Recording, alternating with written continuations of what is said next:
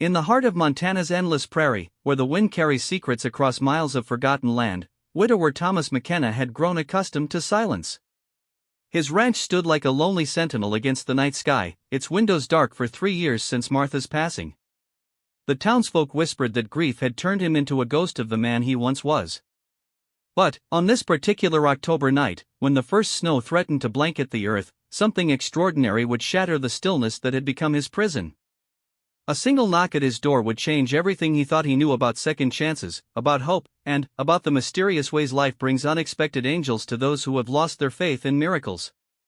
What Thomas didn't know was that the young woman standing on his porch, trembling in clothes far too thin for the Montana cold, carried with her a story that would interweave their fates in ways neither could imagine.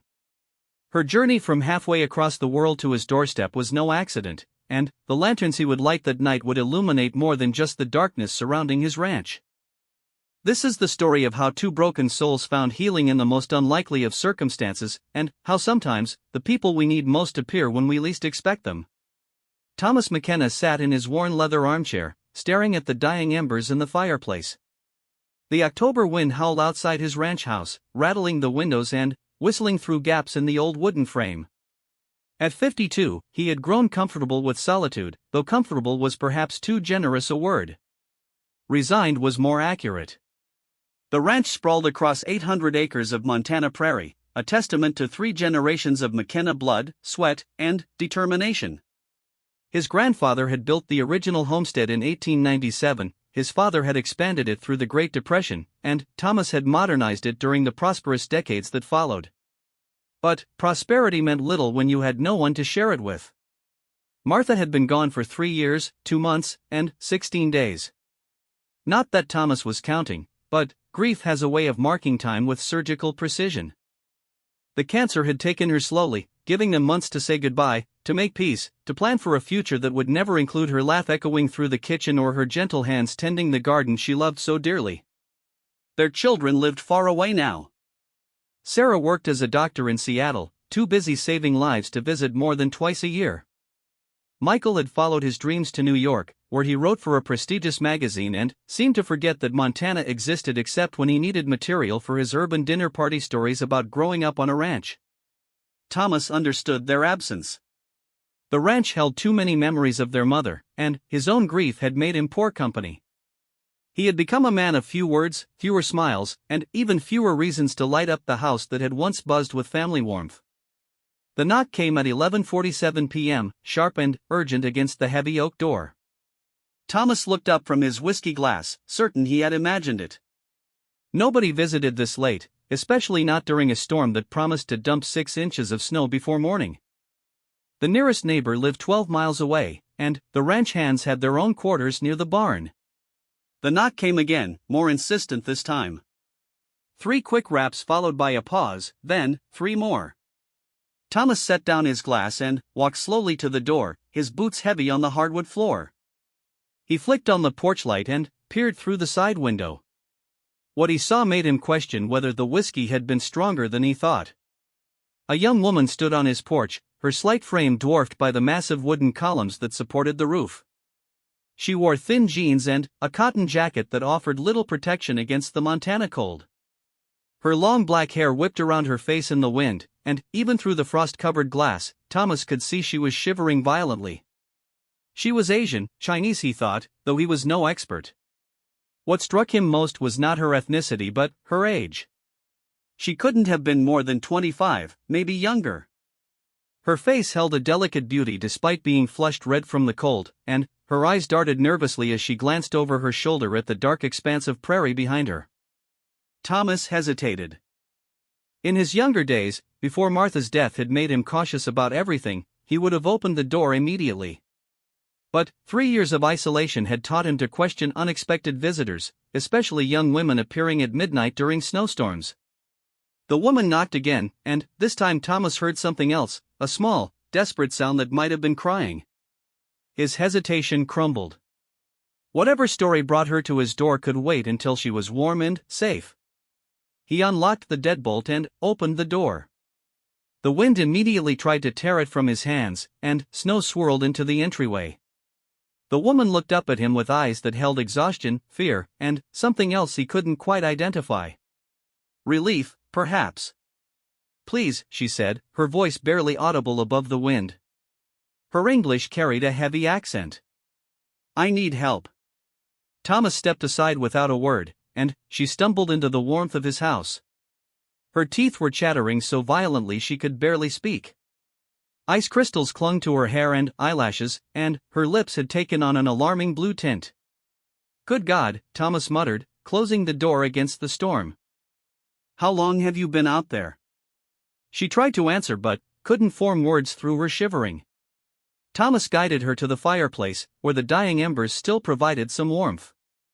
He knelt beside the hearth and quickly built up the fire, adding kindling and logs until flames danced high in the chimney. "Sit here," he told her, positioning a chair close to the fire. "I'll get you some blankets and hot coffee."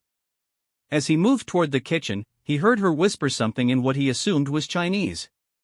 When he returned with a steaming mug and 2 thick wool blankets, she was holding her hands toward the fire, still shaking but no longer in immediate danger of hypothermia. Thomas wrapped the blankets around her shoulders and pressed the coffee mug into her hands. She accepted it gratefully, wrapping her fingers around the ceramic for warmth before taking a careful sip. "Thank you," she managed, her voice still unsteady. "I am sorry to bother you so late." "No bother," Thomas said, settling into his armchair. "What's your name?" "Li Wei," she said, pronouncing it carefully for his benefit. "You can call me Wei if easier." "I'm Thomas McKenna. This is my ranch." He studied her face, noting the exhaustion that went deeper than physical tiredness. "Wei, how did you get here?" "The nearest town is 30 miles away, and I didn't hear a car." Wei looked down at her coffee, and Thomas saw her hands tremble slightly. Not from cold this time, but from something else. Fear, perhaps, or shame. "I walked," she said quietly. "Walked? 30 miles in this weather?" Thomas leaned forward, concern replacing his initial wariness. "From where?" "From Billings. But not all today. I have been walking for 3 days." Thomas felt his chest tighten. Billings was over 90 miles away. Even in good weather, that was a dangerous journey on foot through ranch country where help could be days away if something went wrong. In October, with winter storms threatening, it was practically suicide. "Why?" he asked simply.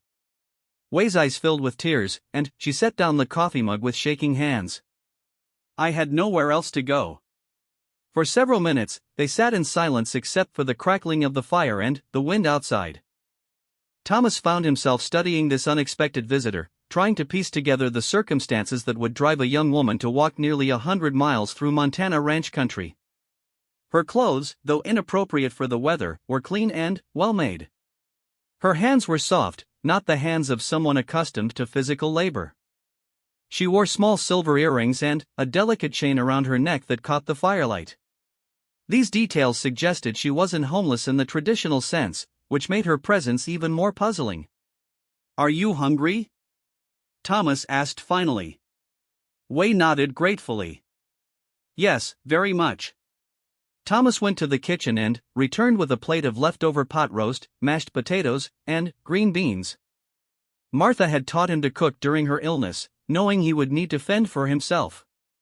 He wasn't gifted in the kitchen, but he could manage hearty, filling meals. Wei ate with the careful politeness of someone raised with good manners but driven by genuine hunger. She finished everything on the plate and looked embarrassed when Thomas offered seconds. "Please," he said.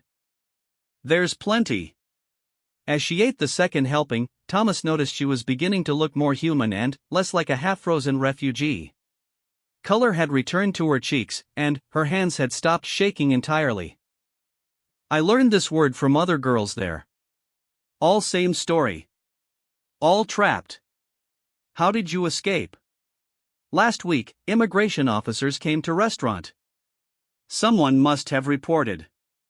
During confusion, I ran. I had saved small amount of money, hidden it.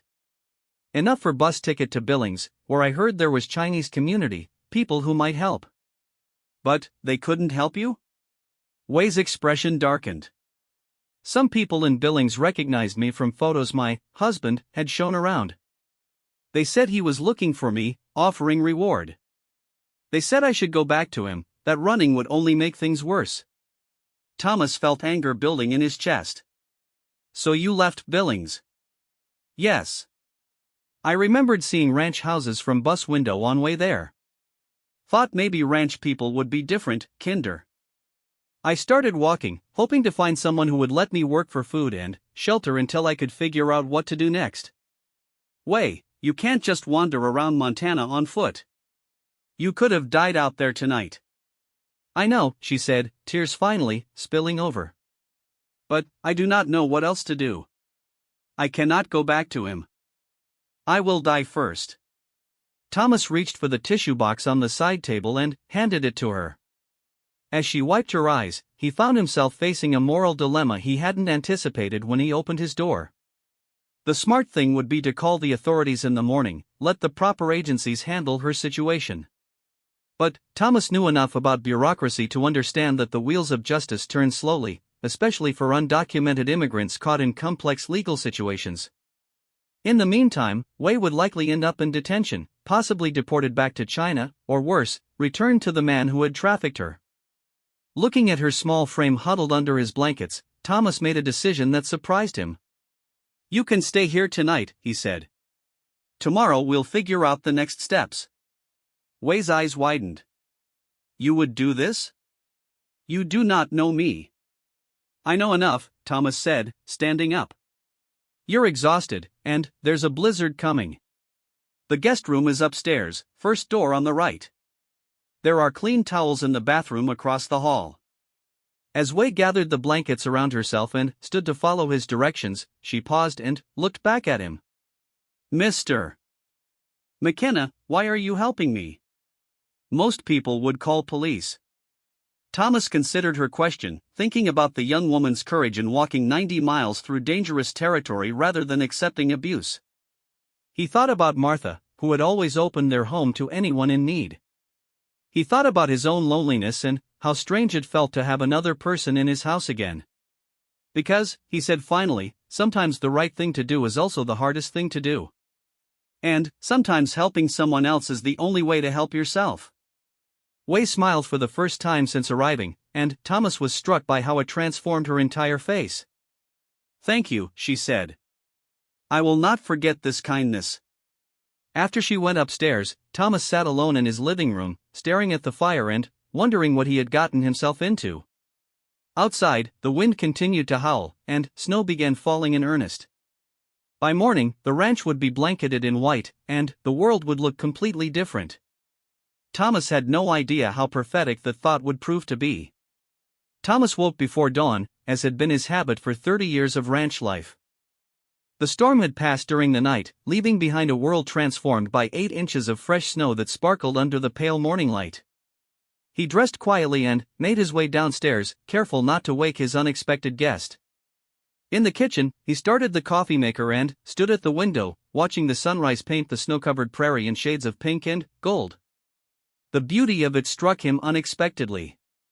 For 3 years, he had seen countless sunrises without really noticing them, but something about this morning felt different. The sound of footsteps on the stairs told him Wei was awake. She appeared in the kitchen doorway wearing the same clothes as the night before, her hair neat despite sleeping in a strange bed. She looked rested but uncertain, as if unsure whether the previous night's kindness would extend to daylight.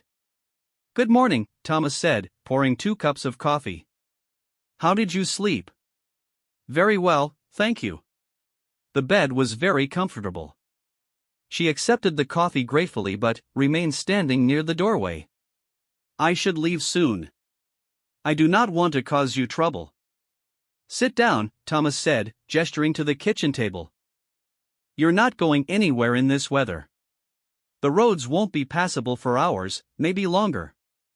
Wei reluctantly took a seat, wrapping her hands around the coffee mug. You are very kind, but I cannot stay.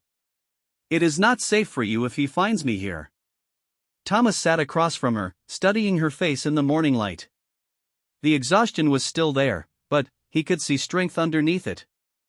This was not a woman who gave up easily, which made her current situation all the more tragic. Wei, tell me about this man. What's his name? She hesitated before answering. David Chen. He owns 3 Chinese restaurants in Montana and Wyoming. Very successful businessman, everyone thinks.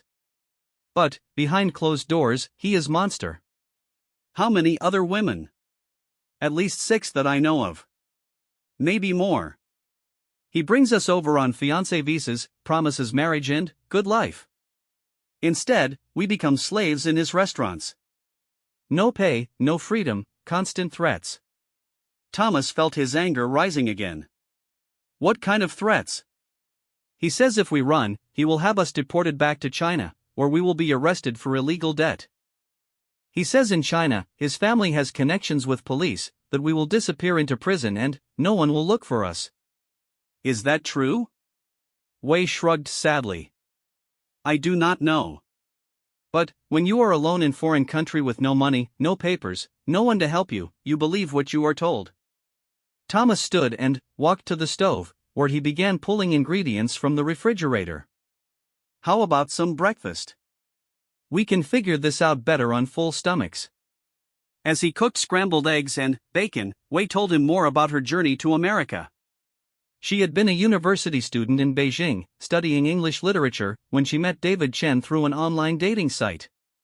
He had seemed charming and successful, showing her photos of his restaurants and his house in Montana. He said he wanted an intelligent wife, someone who could help him expand his business, Wei explained. He promised I could finish my degree at Montana State University, that we would have partnership, not traditional marriage. But that wasn't what happened. No. From first day, I was prisoner. He took my passport immediately, said it was for safekeeping. Put me to work in restaurant kitchen, said I needed to learn business from bottom up. But days turned into weeks, weeks into months, and nothing changed. Thomas set a plate of eggs and bacon in front of her, along with buttered toast. What about the other women? Did any of them try to escape? Wei's expression grew dark. One girl, Mei Ling, tried to run after 3 months. David found her within 2 days. When he brought her back, she was different. Scared all the time, would not talk about what happened to her. She worked extra hours and never looked at anyone directly after that. They ate in comfortable silence for several minutes. Thomas found himself watching Wei's mannerisms, the careful way she cut her food, the grateful way she savored each bite. Despite everything she had endured, she maintained a natural grace that spoke of good upbringing and strong character. Wei, he said finally, I need to ask you something, and I want an honest answer. She looked up from her plate, meeting his eyes directly. Are you pregnant? The question seemed to surprise her. No. Why do you ask? Because these trafficking operations often involve forced prostitution, and I wanted to know what we're dealing with. Wei shook her head firmly. David never touched me that way. He said he was saving that for after wedding, which would happen when my debt was paid. But debt kept growing because he charged me for food, for sharing room with other girls, for everything. Thomas felt relieved, though he wasn't sure why it mattered so much to him. Do you have any family back in China who could help? My parents died in car accident when I was 18. That is why I was so eager to come to America when David offered. I had no one left in Beijing, no reason to stay. The loneliness in her voice resonated with Thomas's own experience. Different circumstances, same result, 2 people adrift in the world without anchors. After breakfast, Thomas showed Wei around the main floor of the house. She seemed particularly drawn to Martha's library, running her fingers along the spines of books with reverence. Your wife read many books, she observed. Martha was a teacher before we married. English literature, actually. She kept teaching part-time until our children were born. She had good taste. I recognize many of these authors from my studies. Thomas pulled a volume of Emily Dickinson from the shelf. This was her favorite. She used to read to me in the evenings when the ranch work was done.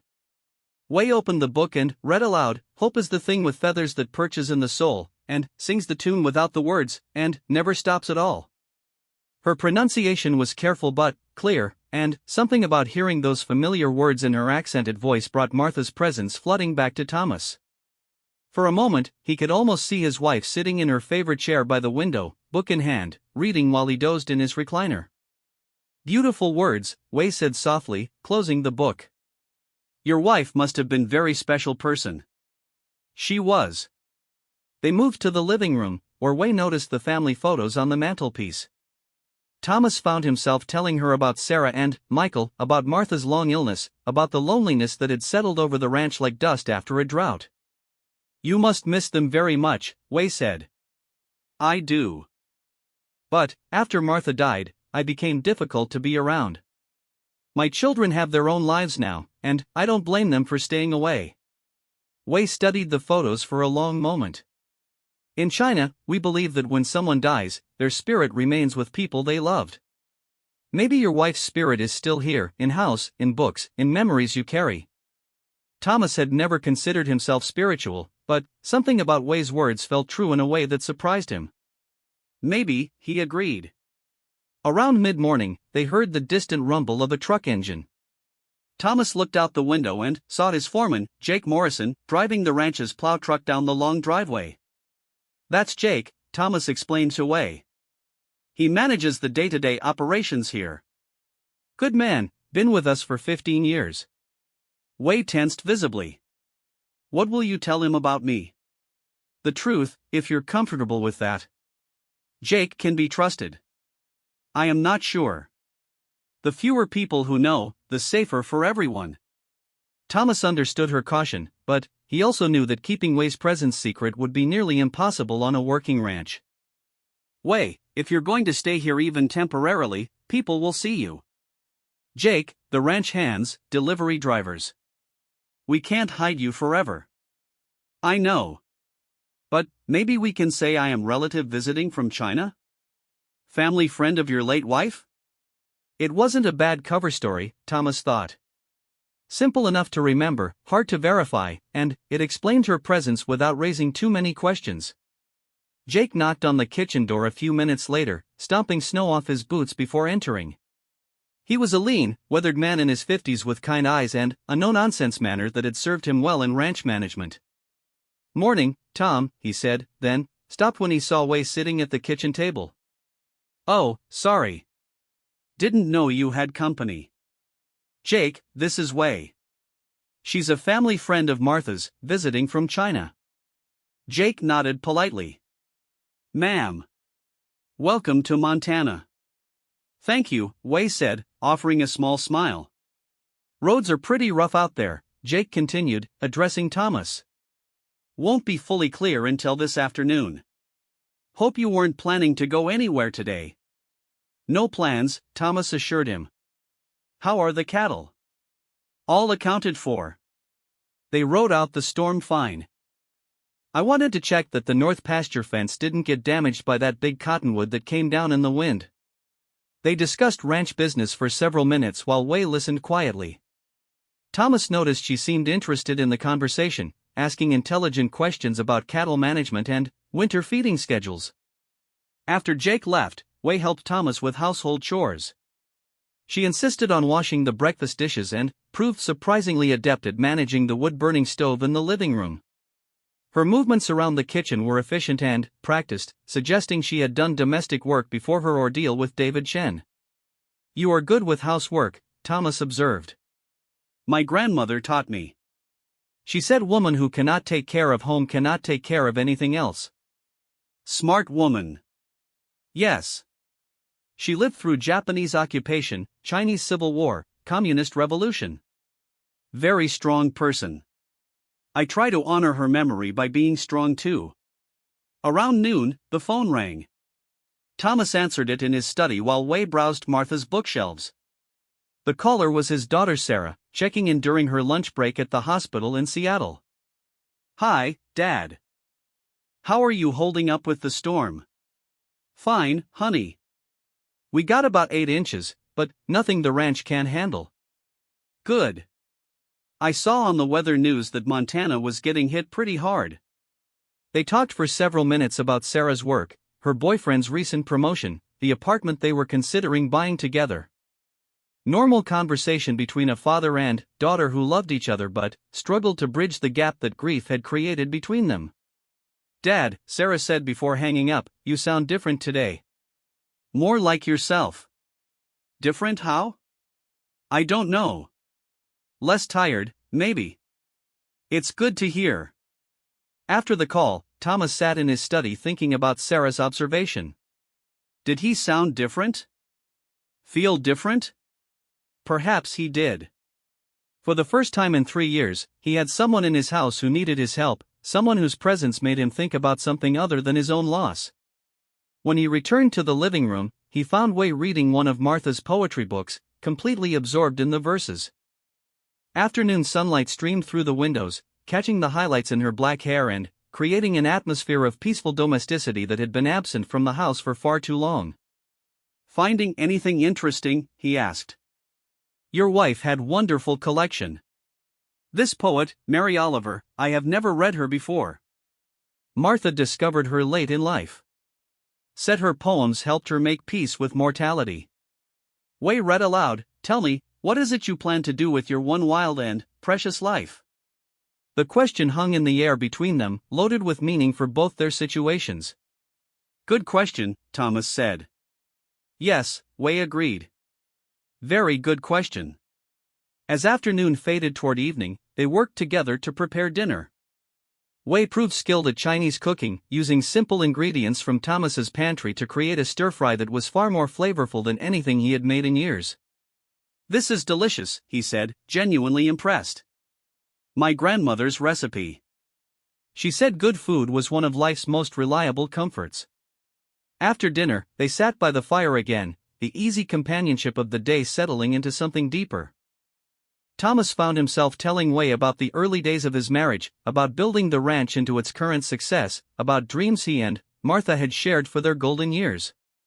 Wei, in turn, told him about her studies in Beijing, her love of English poetry, her dreams of becoming a translator who could bridge cultures through literature. Her eyes lit up as she spoke of books and ideas, revealing the intelligent, educated woman that David Chen's cruelty had nearly destroyed. "I miss intellectual conversation," she admitted. "In restaurant, there was only talk of work, money, fear. I forgot what it felt like to discuss ideas." "What would you do if you were free?" Thomas asked. "If you could start over anywhere, be anyone?" Wei considered the question seriously. "I would finish my degree. Maybe teach Chinese literature to American students, or translate American poetry into Chinese.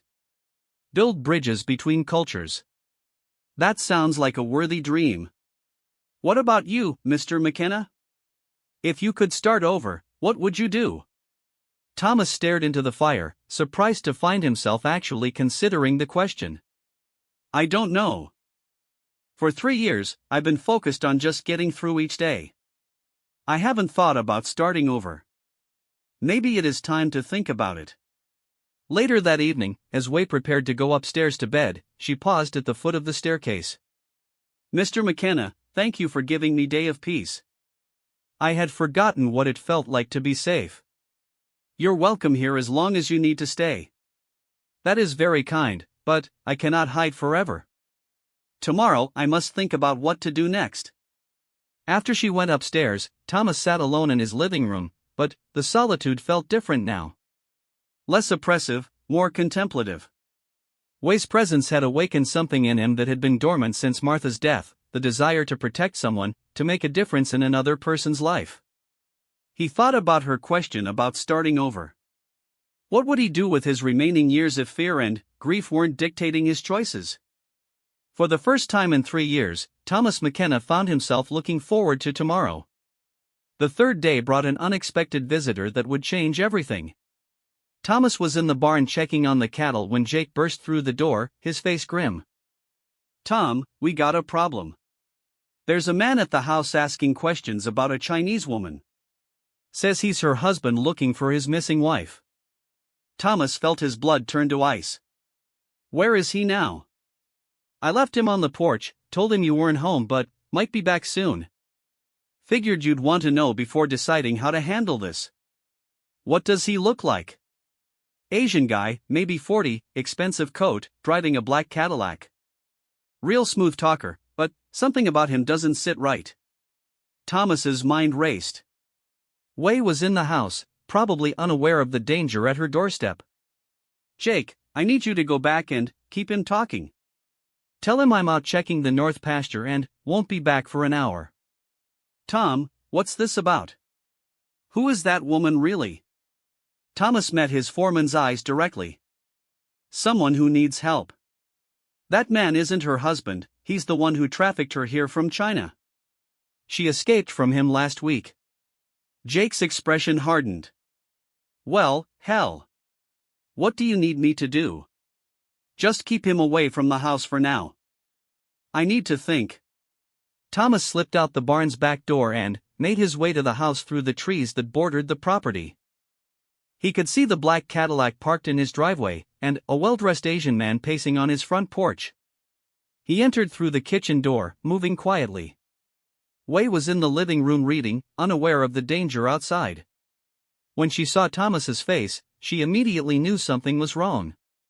"What is it?" she whispered. "David Chen is here. On my front porch, asking about you." All color drained from Wei's face. She stood quickly, the book falling from her hands. "I have to run. If he finds me here, he will hurt you too." "No." Thomas's voice was firm. "You're not running anymore. You do not understand. He is a dangerous man.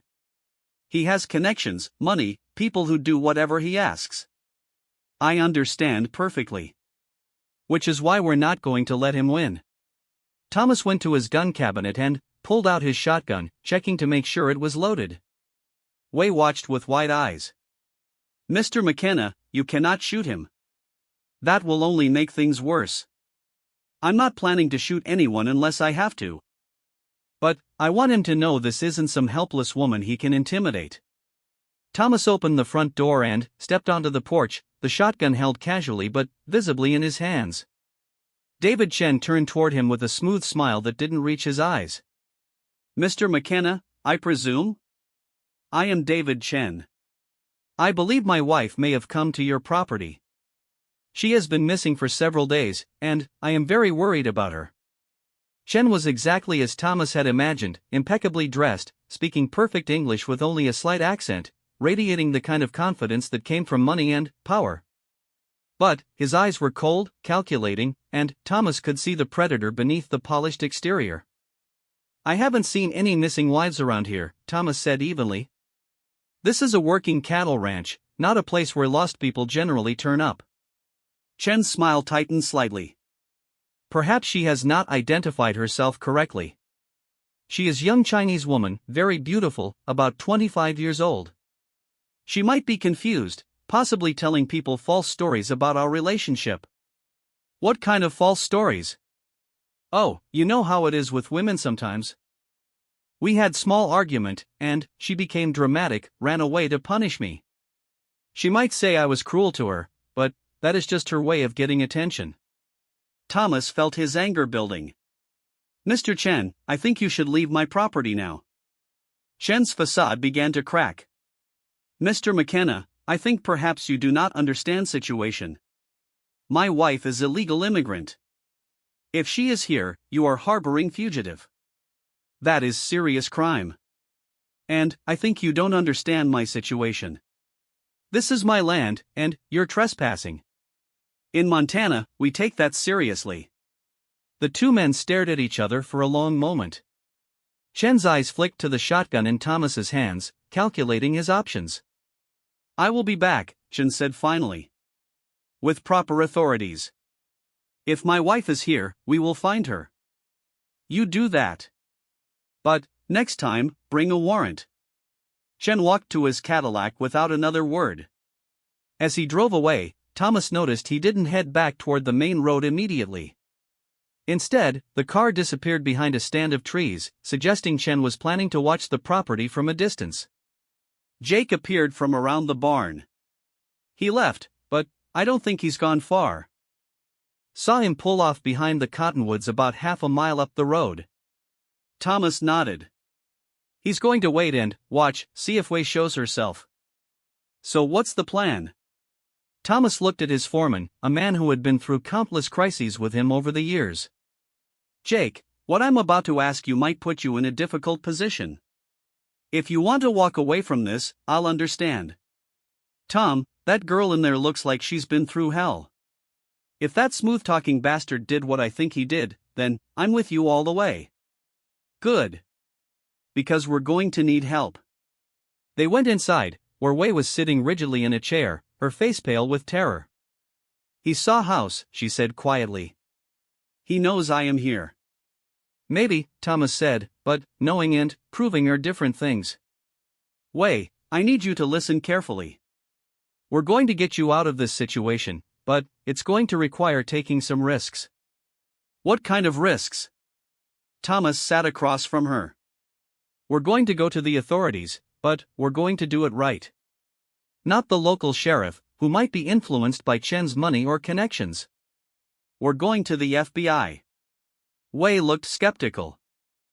FBI will not believe me. I am a legal immigrant with no papers. He is a successful businessman with money and lawyers. That's where you're wrong. The FBI has a human trafficking task force specifically designed to handle cases like yours.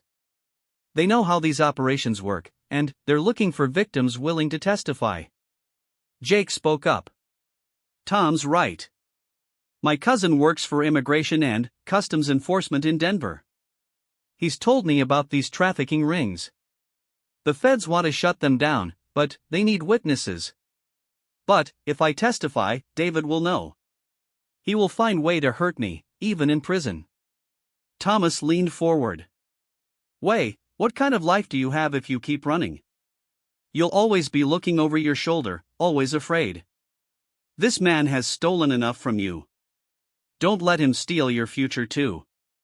Wei was quiet for several minutes, clearly struggling with the decision. Finally, she looked up at Thomas. If I do this, if I testify against David, what happens to me afterward? Even if he goes to prison, I am still an illegal immigrant. We'll figure that out. There are programs for trafficking victims, ways to get legal status. And, in the meantime, you have a place here. You would let me stay? Even after all this trouble? Wei, in the past 3 days, you've brought more life into this house than it's seen in 3 years. If you want to stay, you're welcome here as long as you need. Wei's eyes filled with tears. I am scared. I know. But, you're not alone anymore. That afternoon, while Chen's car remained visible in the distance, Thomas made phone calls. First to his lawyer in Billings, then to the FBI field office in Denver. By evening, they had a plan. The FBI was indeed very interested in David Chen. He had been on their radar for months, but they lacked witnesses willing to testify. Wei's case could be the breakthrough they needed to build a comprehensive case against his entire operation. Special Agent Sarah Rodriguez would arrive the next morning to interview Wei and begin the process of building a case. In the meantime, Thomas was to keep Wei safe and document any attempts by Chen to intimidate or threaten them. That evening, as they sat by the fire, Wei seemed different. The hunted look in her eyes had been replaced by something Thomas could only describe as determination. I keep thinking about other girls, she said. Mei Ling, and others I never met. If I do not stop David, he will keep bringing more women to America, keep hurting them. That's a heavy burden to carry. Yes, but maybe that is what courage is. Carrying burden because someone must. That we are measured not by how we treat people who can help us, but by how we treat people who need our help. Later that night, Thomas was awakened by a sound outside. He looked out his bedroom window and saw lights moving around his property. Flashlights, he realized, and at least 2 different sources. He grabbed his rifle and slipped downstairs, where he found Wei already awake and alert. Someone is outside, she whispered. I know. Stay here and stay away from the windows. Thomas called Jake on his radio. You awake? Yeah, boss. Saw the lights too. Looks like our friend brought some help. How many? At least 3 men, maybe more. They're checking around the barn and the outbuildings. Call the sheriff. Tell him we've got trespassers on the property, armed and dangerous. Thomas positioned himself at a window where he could watch the yard. The intruders were being systematic, searching every building on the property.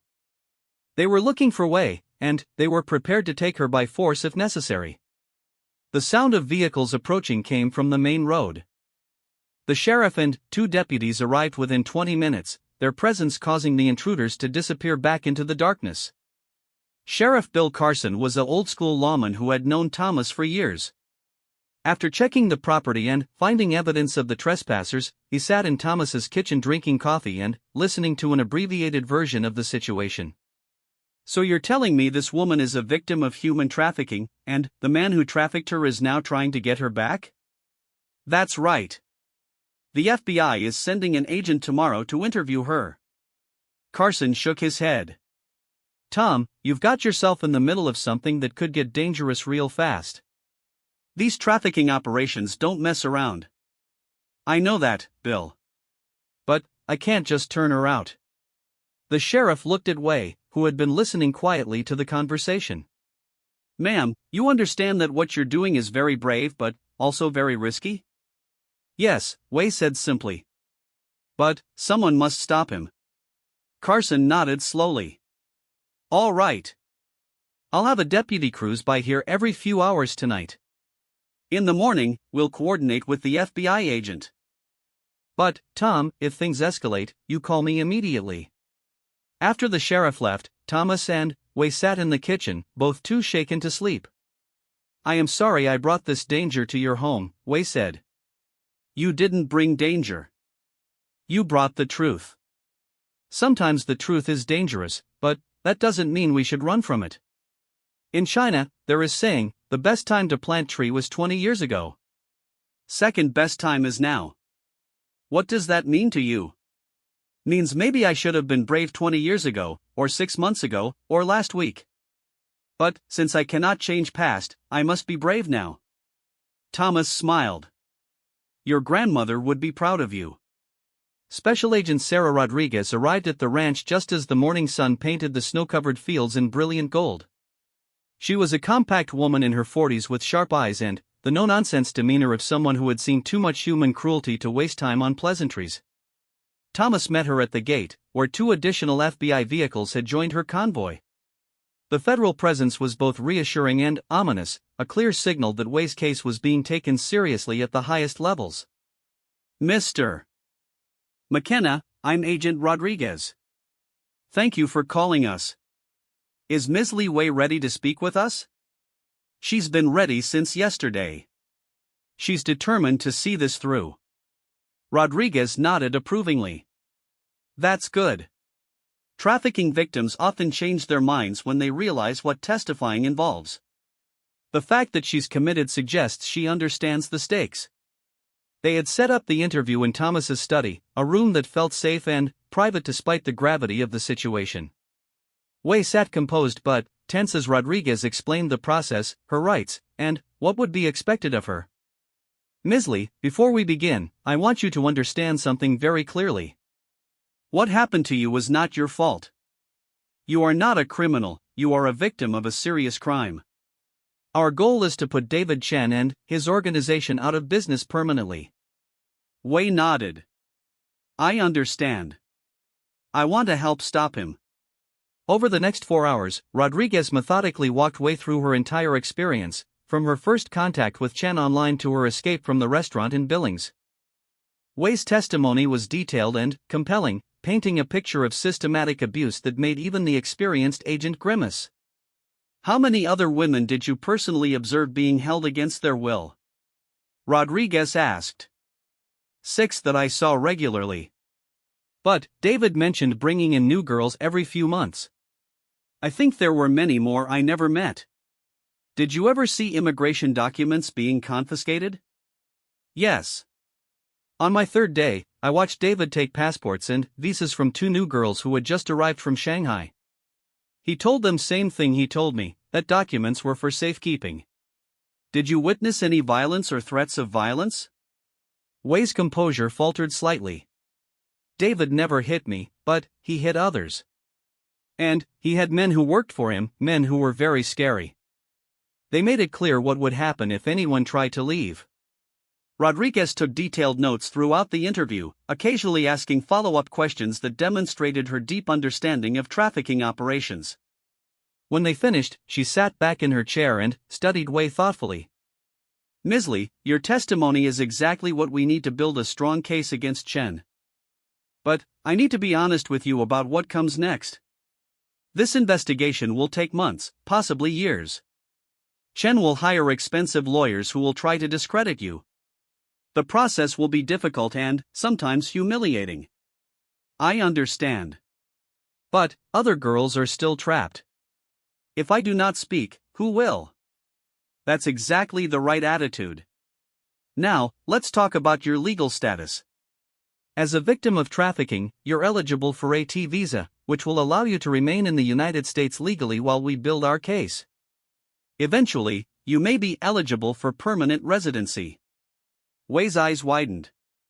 I could stay in America? Legally? If you cooperate with our investigation and meet certain other requirements, yes. You could build a real life here. After Rodriguez left with her team, promising to be in touch within days about next steps, Thomas and Wei sat in the living room processing everything that had happened. How do you feel? Thomas asked. Scared. Hopeful. Confused. All at same time. That seems like a reasonable response to an unreasonable situation. Wei smiled, the first genuine smile Thomas had seen from her since Agent Rodriguez's arrival. Mr. McKenna, can I ask you something? Of course. Why are you doing all this? You could have called police first night and been finished with problem. Instead, you are putting yourself in danger for stranger. Thomas considered her question, thinking about the changes in himself over the past week. Honestly, I think you saved me as much as I saved you. What do you mean? For 3 years, I've been sleepwalking through life. Getting up, doing chores, going to bed, but not really living. When you knocked on my door, you gave me something I didn't realize I was missing. What was that? A reason to care about tomorrow. Their conversation was interrupted by Jake's arrival with news that would complicate everything. He burst into the kitchen with an expression Thomas had rarely seen on his foreman's weathered face, genuine alarm. Tom, we got serious trouble coming. I just got word from my cousin at ICE. David Chen didn't just bring money to this fight. He brought federal connections. What kind of connections? Chen's been providing information to ICE about undocumented workers at other businesses. Playing both sides, using his trafficking victims to stay in the government's good graces while running his own operation. Thomas felt his stomach drop. How does that affect us?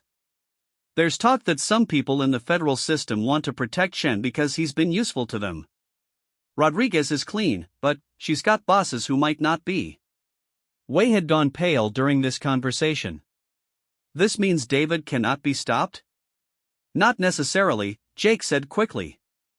But it means we need to be extra careful about who we trust and how we proceed. That evening, Thomas made a decision that would define the rest of the story. He gathered Jake and Wei in his study and outlined a plan that was both audacious and necessary. We're going to light up this whole operation, he announced. Not just Chen, but everyone who's been protecting him. How? Wei asked. By making this case so public that his government friends can't bury it. Jake, you said your cousin at ICE is honest? Completely. He's the one who warned us about Chen's connections. Good. We're going to give him everything Rodriguez collected today, plus everything we can dig up about Chen's business operations. But we're also going to contact investigative journalists, immigrant rights organizations, anyone who can shine a light on this case. Wei looked uncertain. Will that not make things more dangerous? Maybe in the short term. But, in the long term, it's our best protection.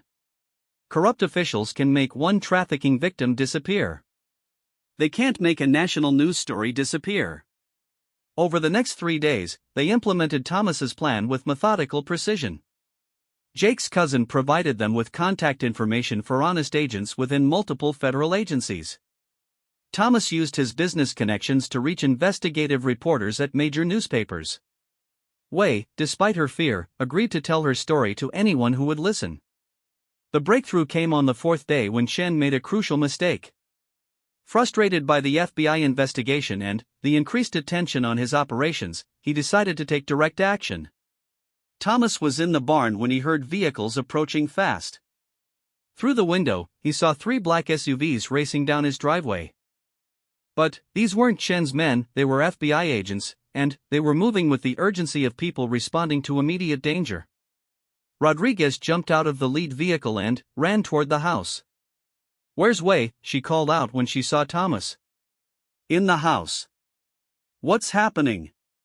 "Chen just got arrested trying to board a plane to China." When they searched his office, they found detailed plans for a kidnapping operation targeting this ranch. "He was planning to grab Wei tonight and disappear before we could stop him." Thomas felt a chill run through him. "Plans? What kind of plans?" "Maps of your property, photos of your house, schedules of your daily routines. He's been watching you for days, planning how to get Wei back without leaving witnesses." The implication was clear: Chen hadn't just planned to recapture Wei. He had planned to eliminate anyone who could testify about what happened to her. But he's arrested now? Yes, and his arrest triggered a coordinated sweep of his entire organization. "We hit 3 restaurants simultaneously, rescued 11 women, and seized enough evidence to put Chen away for decades." Wei appeared in the doorway of the house, drawn by the commotion. When Rodriguez explained what had happened, she sat down heavily on the porch steps. "Is it over?" she asked quietly. "The immediate danger is over. Chen won't be hurting anyone else. But the legal process is just beginning." That night, as law enforcement finished processing the scene and documenting evidence, Thomas found Wei standing in Martha's library, holding a book of poetry and looking out at the prairie. "How are you holding up?" he asked. "I keep thinking about what you said about lighting lanterns. About how sometimes we have to illuminate darkness so others can see." "What about it?" "David thought he could keep me and other girls in darkness forever. But you helped me find light again. Not just for me, but for Mei Ling and all the others he hurt." Thomas looked around the library, seeing it through Wei's eyes. The books that had gathered dust for 3 years, the knowledge and wisdom that Martha had cherished, the intellectual curiosity that Wei had rekindled in this house. "Wei, I've been thinking. When this legal business is settled, when you have your T visa and can stay legally, what would you like to do?" "I would like to finish my education. Maybe study at Montana State University like David promised but never intended to deliver." "What if I told you there might be a way to do that sooner rather than later?" Wei looked at him curiously. "What do you mean?" "I've been thinking about Martha's life insurance money. It's been sitting in the bank for 3 years because I couldn't figure out what to do with it. But I think I know now." "I do not understand." "Martha always believed in education, in helping people reach their potential. What if we used that money to establish a scholarship fund for trafficking survivors who want to go to college?" Wei's eyes filled with tears.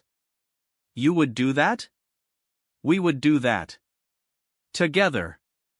You could be the first recipient and help us identify other survivors who deserve the same chance. That would honor your wife's memory in a beautiful way." "I think so too. And it would give you a legitimate reason to stay in Montana while you get your life back on track." Wei was quiet for several minutes, processing the offer and its implications. Finally, she looked up at Thomas with a smile that transformed her entire face. "Mr. McKenna, when I knocked on your door that night, I was looking for shelter from storm. I never imagined I would find home." Thomas felt something shift inside his chest, a loosening of the grief that had held him captive for 3 years. "Wei, when you knocked on my door, I thought I was saving you. Turns out, you were saving me." Outside, the Montana wind whistled through the trees, but inside the ranch house, warmth and hope had taken root. The lanterns that Thomas would light in the days to come would illuminate not just his property, but a path forward for both of them and for others who would follow in Way's footsteps. As they stood in Martha's library, surrounded by books and bathed in lamplight, Thomas realized that sometimes the most unexpected arrivals bring the most necessary changes. Way had knocked at midnight and found shelter. In return, she had given him something he thought he had lost forever, a reason to believe in tomorrow. 6 months later, the McKenna Ranch had been transformed in ways both visible and profound. The house that had stood dark and silent for 3 years now glowed with warm light every evening, and the sound of laughter had returned to rooms that had forgotten joy. Way's legal status had been resolved faster than anyone expected. Her cooperation with the FBI investigation into David Chen's trafficking network had been so valuable that her T-visa application was expedited. Chen himself had been sentenced to 25 years in federal prison, and his entire organization had been dismantled. 11 women had been rescued and were now rebuilding their lives with the help of victim services programs. The scholarship fund that Thomas and Way had established using Martha's life insurance had already awarded grants to 3 other trafficking survivors. The Martha McKenna Foundation for Educational Freedom had garnered national attention, drawing donations from across the country and inspiring similar programs in other states. Way was thriving in her studies at Montana State University, where she was pursuing a double major in English literature and social work. Her professors were impressed by her dedication and unique perspective, and she had been invited to speak at several conferences about human trafficking and survivor services. But the most significant change was in Thomas himself. The man who had spent 3 years avoiding human contact now found himself hosting foundation meetings, giving interviews to journalists, and corresponding with trafficking survivors from around the world. His ranch had become an unofficial headquarters for anti-trafficking efforts in the Mountain West region.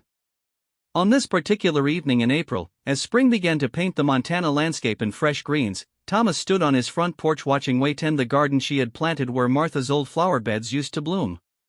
She had chosen a mix of Chinese and American plants, creating something entirely new that honored both her heritage and her adopted home. Jake appeared beside him, holding 2 cups of coffee. "Hard to believe it's the same place, isn't it?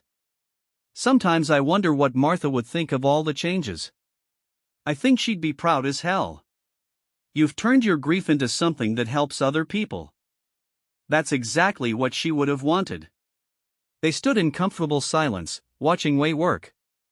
She had changed too over the months, growing more confident and relaxed as the trauma of her trafficking experience gradually healed.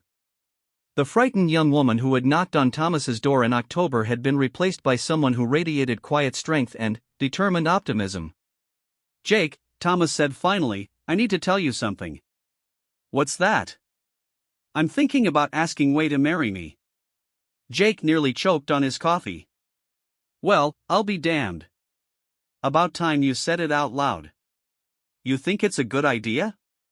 "Tom, I've watched you both for 6 months. The way you look at each other, the way you work together, the way you've built something meaningful together. Hell yes, it's a good idea. But what if people think I'm taking advantage of her situation? She's 30 years younger than me, and she was vulnerable when we met." Jake set down his coffee cup and looked at his old friend seriously. "Tom, that woman isn't vulnerable anymore. She's strong, educated, and has plenty of options. If she chooses to stay here with you, it's because she wants to, not because she has to." Thomas knew Jake was right, but the decision still felt momentous. Over the months, his relationship with Way had evolved naturally from protector and protected to genuine partnership. They shared intellectual interests, complementary skills, and a deep mutual respect that had gradually deepened into something more profound. The age difference was real, as was the unusual nature of their meeting, but Thomas had come to understand that love doesn't always follow conventional patterns. Sometimes it arrives in the form of a desperate knock at midnight, and sometimes it grows slowly in the quiet moments between crises. That evening, after dinner, Thomas and Way sat in Martha's library as had become their nightly tradition. Way was grading papers for the English conversation class she taught to recent immigrants at the community center, while Thomas reviewed applications for the foundation's next round of scholarships. "Thomas," Way said, looking up from her work, I received interesting letter today from publisher in New York. Oh? What kind of letter? They want me to write book about my experience. Not just trafficking story, but also about healing, about finding new life in America, about unlikely friendships that change everything. Thomas felt a surge of pride. That's wonderful. You should do it. I am not sure. Writing book means sharing very personal details, making myself public figure in way that might be uncomfortable. What does your heart tell you? Wei smiled at the question he often asked when she was struggling with difficult decisions.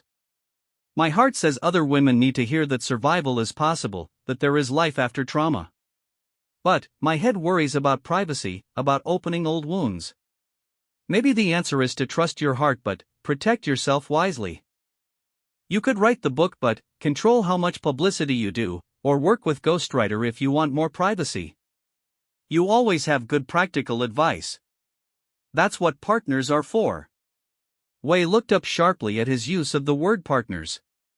Their relationship had been evolving for months, but they had been careful not to define it too specifically, allowing it to grow naturally without the pressure of labels or expectations. Is that what we are? She asked quietly. Partners? Thomas set down his papers and looked at her directly. Wei, I think we're whatever we want to be. But I know what I hope we are. What do you hope? I hope we're two people who found each other when we both needed finding. I hope we're building something together that honors both our pasts and our futures. And I hope. He paused, suddenly nervous. What do you hope? I hope you'll marry me. The words hung in the air between them, simple and honest. Wei's face went through a series of expressions: surprise, confusion, joy, and something deeper that Thomas couldn't quite identify. You want to marry me? She asked, her voice barely above a whisper. I want to share my life with you in whatever way makes you happy. If that's marriage, wonderful. If it's something else, that's fine too. I just want you to know that what we have together is precious to me. Wei stood up and walked to the window, looking out at the prairie where stars were beginning to appear in the darkening sky. Thomas waited, giving her space to process his proposal. Thomas, she said finally, when I was little girl in Beijing, my grandmother told me story about woman who traveled very far from home and found happiness in unexpected place. I always thought it was just fairy tale. Maybe fairy tales are just stories that haven't happened yet. Wei turned back to him, tears shining in her eyes. I never expected to fall in love with man old enough to be my father, with person from completely different culture, in place so far from everything I knew.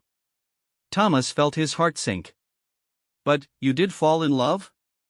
Yes, she said simply. Completely and, totally and, forever. Relief flooded through him. So what's your answer? My answer is yes, but with conditions. What conditions? Wei returned to her chair and took his hands in hers. First, we have long engagement. At least 1 year. I want to be sure we are making decision based on love, not gratitude or loneliness or convenience. That's reasonable. Second, we continue to build foundation together as equal partners. This work is important to both of us, and I want to be sure marriage enhances it rather than complicating it. Agreed. Third, we travel to China together so you can meet my aunt and uncle, my only remaining family. They need to know you are a good man who will treat me well. I'd be honored to meet them. And fourth, Wei's voice became playful, you must learn to speak some Chinese. I am tired of being only one in relationship who speaks 2 languages. Thomas laughed, feeling lighter than he had in years. I think I can manage that. They sealed their engagement with a kiss that tasted of new beginnings and infinite possibilities. 3 weeks later, Sarah and Michael McKenna arrived at the ranch for an extended visit. Thomas had been nervous about introducing Wei to his children, uncertain how they would react to his relationship with someone so young and from such different circumstances. But his fears proved unfounded. Sarah, perhaps because of her medical training, immediately recognized the genuine healing that had taken place in both Thomas and Wei.